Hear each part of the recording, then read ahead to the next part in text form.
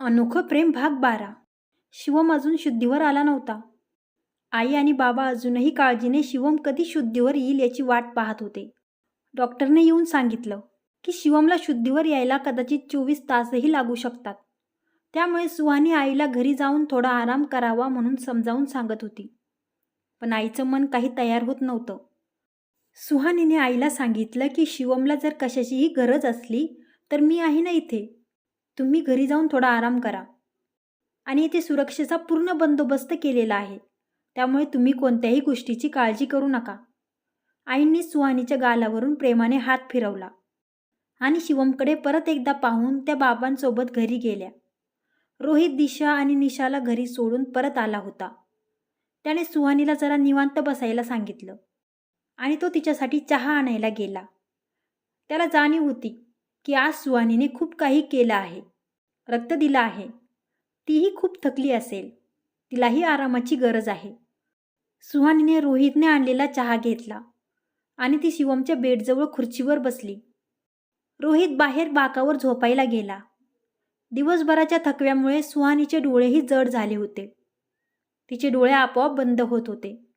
शेवटी तिने शिवमच्या बेडवर डोकं टेकवलं आणि बसल्या बसल्या झोपायचा प्रयत्न केला.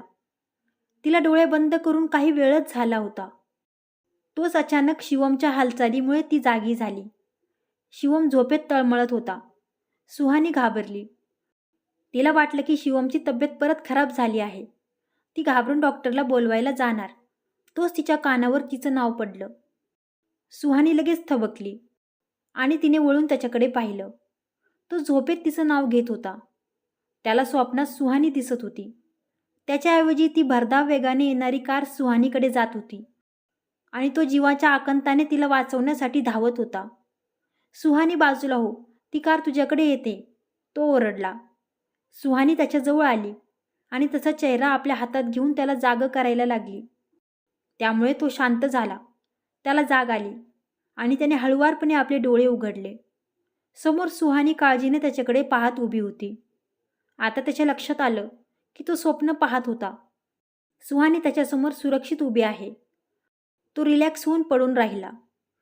त्याच्या डोक्यात वेदना होत होत्या. शिवम, तुम्ही ठीक तर आहात ना? सुहानी काळजीने म्हणाली. हो म्हणत त्याने मान हलवली. त्याचे डोळे आपोआप झाकायला लागले व तो परत झोपी गेला. तो ठीक आहे हे पाहून सुहानीच्या जीवात जीव आला. तिने त्याला व्यवस्थित झोपवलं आणि त्याच्या चेहऱ्यावरून प्रेमाने हात फिरवत परत आपल्या जागेवर बसली. सकाळी रोहितला जेव्हा जाग आली तेव्हा तिने रोहितला शिवम शुद्धीवर आल्याचं सांगितलं. ते ऐकून रोहितला खूप आनंद झाला. इतक्यात डॉक्टर शिवमला चेक करून बाहेर आले. काही काळजी करण्यासारखं नाही ना? रोहितने डॉक्टरला विचारलं. डॉक्टरने त्याला सांगितलं की काळजी करण्यासारखं काही नाही. शिवम एकदम ठीक आहे. ते ऐकून रोहितला खूप बरं वाटलं आणि त्याने आईला फोन करून शिवम एकदम ठीक असल्याचं आणि शुद्धीवर आल्याचं सांगितलं. त्यामुळे आईंनाही खूप आनंद झाला. त्यांनी देवघरात जाऊन देवाचे आभार मानले. रोहित काही वेळाने घरी जाऊन फ्रेश होऊन आला. त्याने येताना सुहानीला बदलण्यासाठी कपडे आणले. सुहानी फ्रेश होऊन आली. ती ICUमध्ये आली तेव्हा शिवम जागीच होता. त्याला त्याच्या वेलविशर्सनी खूप सारे बुके पाठवले होते. त्या फुलांमुळे ती रूम सुगंधित झाली होती. पेपरमध्ये पहिल्या पेजवर शिवमच्या ॲक्सिडेंटची आणि त्याचा जीव वाचल्याची बातमी आली होती. शिवम ठीक असल्याने सुहानीचा मूड आता खूप चांगला होता. ती खूप आनंदी होती. शिवम उठून बसण्याचा प्रयत्न करत होता. सुहानीने पुढं होऊन त्याला उठून बसवलं आणि त्याला पाणी पाजलं. सुहानी, काल रात्री मी काय म्हणत होतो? मी नक्कीच काहीतरी म्हणालो होतो. शिवम आठवण्याचा प्रयत्न करत होता. सुहानीला आठवलं की रात्री कसा शिवम तिचं नाव घेऊन ओरडून उठला होता. पण तिला त्याला स्ट्रेस देण्याची इच्छा नव्हती म्हणून तिने विषय बदलला. शिवम, तुम्ही काल रात्री खूप गाढ झोपेत होते आणि मीही झोपेतच होते. अरे हो, तुमच्या मेडिसिनचा टाईम झाला आहे. मी तुमची मेडिसिन घेऊन येते. पण तिच्या उत्तराने शिवमचं काही समाधान झालं नाही. त्याने तिचा हात पकडून तिला स्वतःकडे ओढलं. ती जवळजवळ त्याच्यावर पडता पडता वाचली.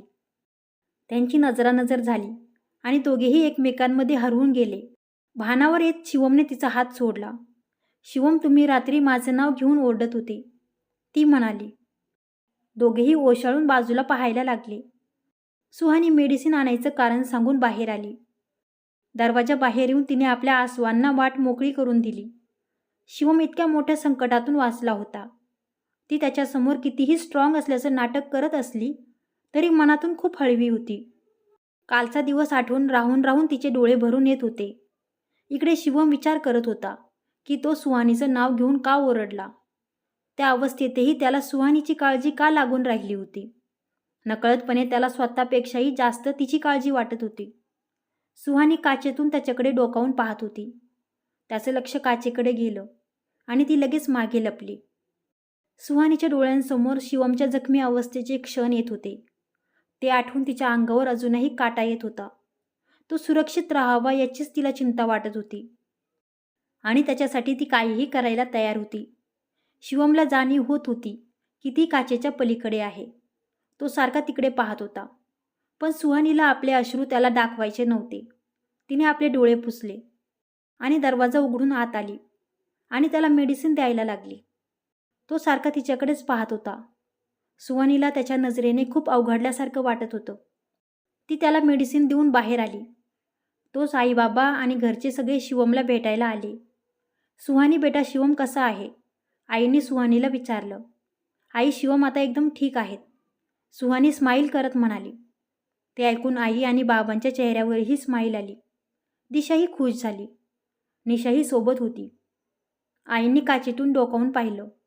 शिवम शांतपणे कॉटवर झोपलेला होता. त्याला पाहून आई परत इमोशनल झाल्या. त्यांचे डोळे पाण्याने डबडबले.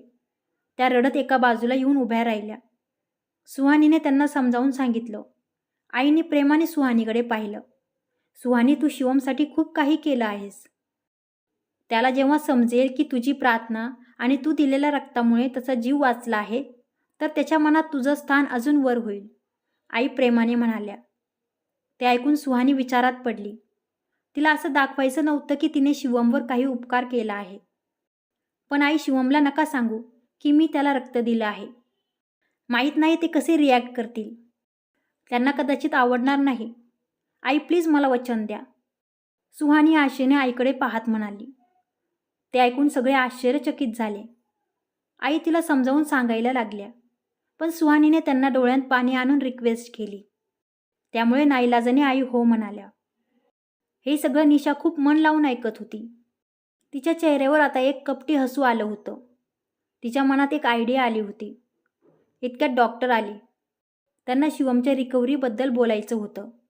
त्यामुळे सगळे डॉक्टरच्या केबिनमध्ये गेले. ही संधी साधून निशा ICUमध्ये गेली. शिवम झोपलेलाच होता. तिने शिवमला उठवलं. शिवम, मी तुला सांगू नाही शकत की मी तुला ठीक बघून किती आनंदी आहे.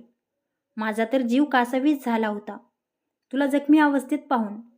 रात्रभर जागीच होते मी. तुझ्या काळजीने झोपच लागली नाही मला. पण मला माहीत होतं की तुला काही नाही होणार. तिने आपला ड्रामा सुरू केला होता. तिचा आवाज ऐकून शिवम अनिच्छेनेच कसाबसा उठून बसायला लागला. ती त्याला व्यवस्थित बसवायला लागली. पण त्याने तिला थांबवलं. दूर राहा माझ्यापासून, तो रागाने म्हणाला आणि स्वतःच प्रयत्न करून सरळ बसला. शेजारी कट केलेले ॲपल ठेवलेले होते. शिवम, तुझ्या बायकोला तर काहीच नाही माहीत. तिला इतकंही नाही माहीत की तुला ॲपल अजिबात नाही आवडत. तिने लगेच सुहानीला नावं ठेवायला सुरुवात केली. शिवम तिच्याकडे रागाने पाहत होता. माझ्यावर विश्वास ठेव शिवम. काल रात्री एकही क्षण असा नाही गेला की मी तुझ्यासाठी देवाकडे प्रार्थना केली नसेल. खरं तर मला तुझ्यापासून दूर जायचंच नव्हतं. पण काय करणार, तुझी लग्नाची बायको तर तीच आहे ना. माझा तर तुझ्यावर काही अधिकार नाही आहे. तिचा ड्रामा चालू होता. ती त्याला हात लावायला लागली. पण त्याने तिचा हात झटकून टाकला. तिचा प्रत्येक शब्द त्याला इरिटेट करत होता. तिचं तिथे येणं त्याला अजिबात आवडलं नव्हतं. तो तिच्याकडे पाहतसुद्धा नव्हता. निशा, मी तुला रिक्वेस्ट करतोय, जा इथून, तो शेवटी वैतागून म्हणाला. ते ऐकून निशाला राग आला. शिवम, मला वाटलं होतं की तुला आता तरी माझी किंमत समजेल. तुला माहीत आहे मी तुझ्यासाठी काय केलं आहे. मी जीव वाचवला आहे तुझा. तुझा जीव वाचवण्यासाठी रक्त दिलं आहे मी तुला, ती रडण्याचं नाटक करत म्हणाली. तिने आपल्या हाताला मुद्दाम एक पट्टी चिटकवली होती. तिने तो हात शिवमला दाखवला. शिवम ते ऐकून शॉक झाला. तिने आपल्याला रक्त दिलं आहे ते ऐकून त्याला खूप राग आला. ती गोष्ट त्याच्या सहन करण्यापलीकडची होती. तो संशयाने तिच्या हाताकडे पाहत होता. त्याचा निशावर अजिबात विश्वास नव्हता. त्यामुळे तिने आपल्याला रक्त दिलं असेल यावरही त्याला संशय होताच. इतक्यात आई आत आल्या. त्यांना पाहून निशा व्यवस्थित उभी राहिली. आई बघा ना, शिवम किती बरा वाटत आहे, ती म्हणाली. शिवमने आईकडे पाहिलं. आईने जवळ जाऊन त्याला मिठी मारली. त्यांना पाहून शिवमही इमोशनल झाला होता. पण त्याने स्वतःला आवरलं. आई रडायला लागल्या होत्या. त्याने आईला आपल्या जवळ बसवलं आणि त्यांना शांत केलं. त्यांना समजावून सांगितलं की तो आता एकदम बरा आहे. आता काळजी करण्याची काहीही गरज नाही. त्यामुळे आईच्या चेहऱ्यावर स्माईल आली. त्याने आईला स्वतःही आराम करायला सांगितला. कारण त्याला माहीत होतं की तो बेशुद्ध असताना आईची काय अवस्था झाली असेल ते. शिवमला आराम करायला लावून आई निशाला घेऊन बाहेर गेल्या. त्यानंतर बाबाही शिवमला भेटून आले. शिवम ठीक आहे ते पाहून आता सगळे थोडे रिलॅक्स झाले होते. शिवमने बाबांना आईला आराम करण्यासाठी घरी घेऊन जाण्याची रिक्वेस्ट केली. बाबांनी ते मान्य केलं आणि शिवमला आराम करायला सांगून ते आईला समजावून घरी घेऊन गेले. सुहानीची आई तिला भेटायला आली होती. तिने शिवमसाठी मंदिरात जाऊन प्रार्थना केली होती आणि त्याच्यासाठी प्रसाद आणला होता. सुहानी, मला तर अजूनही विश्वास बसत नाहीये. शिवम तर आपल्याला सोडून गेलाच होता, पण तू त्याला मरणाच्या दारातून परत वापस आणलंस. आज जर तो सुरक्षित आहे ते फक्त तुझ्या भक्तीमुळे. आई तिच्या केसांवरून हात फिरवत म्हणाल्या. पण सुहानी आपल्याच जगात हरवलेली होती. आपल्या मनात काय चालू आहे ते तिला आईला सांगायचं होतं. आपल्या आईपुढं मन मोकळं करायचं होतं. आई, जेव्हा मला शिवमचा ॲक्सिडेंट झाल्याचं समजलं तेव्हा एका क्षणासाठी माझे श्वास थांबले होते. जेव्हा डॉक्टर म्हणाले की शिवमच्या हृदयाने काम करणं बंद केलं आहे, तेव्हा एका क्षणासाठी माझ्या हृदयाने काम करणं बंद केलं होतं. मी जेव्हा शिवमला त्या अवस्थेत पाहिलं, मला खूप रडावंसं वाटत होतं, ओरडावंसं वाटत होतं. मला काहीही करून शिवमला वाचवायचं होतं. मी खूप घाबरले होते. मला फक्त त्यांना सुखरूप बघायचं होतं, ती आवंडा गिळत म्हणाली. आईला समजत होतं की सुहानी शिवमशी मनाने जवळ येत आहे.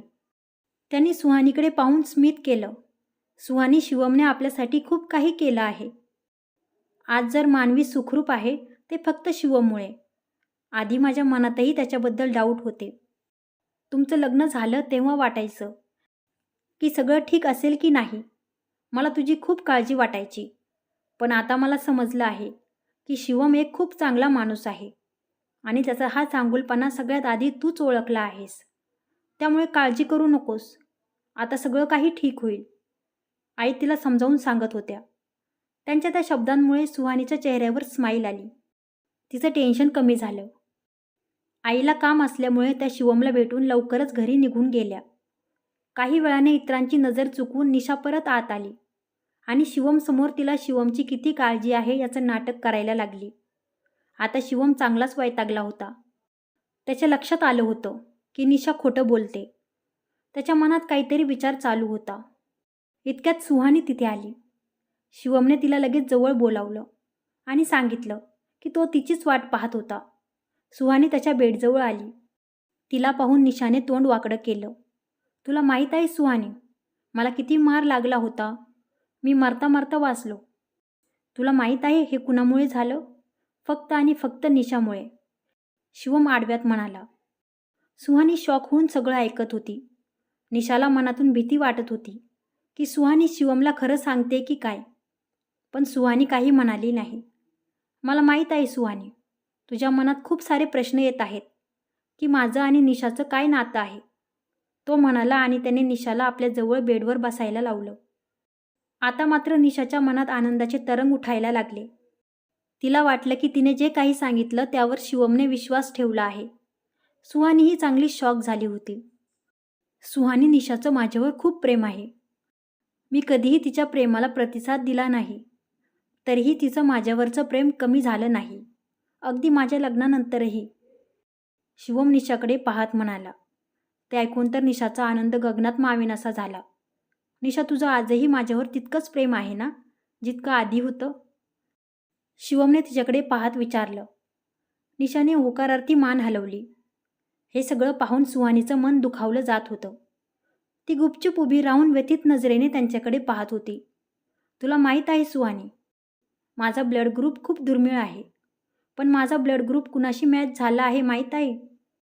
शिवम सुहानीकडे पाहत म्हणाला.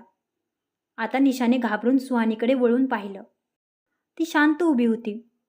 त्यामुळे निशा परत शिवमकडे वळून बेशरमपणे स्माईल करायला लागली. पण सुहानी समोर हा विषय तिला खूप ऑकवर्ड वाटत होता. कारण त्याला ब्लड तिने दिलंच नव्हतं. ती सपशेल खोटं बोलत होती. सुहानीलाही आश्चर्य वाटलं की निशा किती खालच्या पातळीला जाऊ शकते ते. तिला ते सगळं पाहावत नव्हतं. ती तिथून बाहेर जायला लागली. पण शिवमने तिला बाहेर जाण्यापासून थांबवलं आणि तिथेच उभं राहायला सांगितलं. त्यामुळे नाईलाजाने सुहानी तिथेच थांबली. निशा, तू माझ्यासाठी काहीही करू शकते ना? मग आज आपण सगळ्या जगापुढे हे प्रूफ करू की आपलं रक्तही आता एकच झालं आहे. त्याने निशाला उभं राहायला लावलं आणि स्वतःही कसाबसा उठून उभा राहिला. त्याच्या जखमांमुळे त्याला खूप वेदना होत होत्या. पण तरीही तो उभा राहिला आणि जवळच्या फळांच्या प्लेटमधला एक चाकू हातात घेतला. त्याच्या हातात चाकू पाहून निशा चांगलीच घाबरली. निशा, मी ना तुझ्या हातावर एक छोटासा कट मारणार आहे.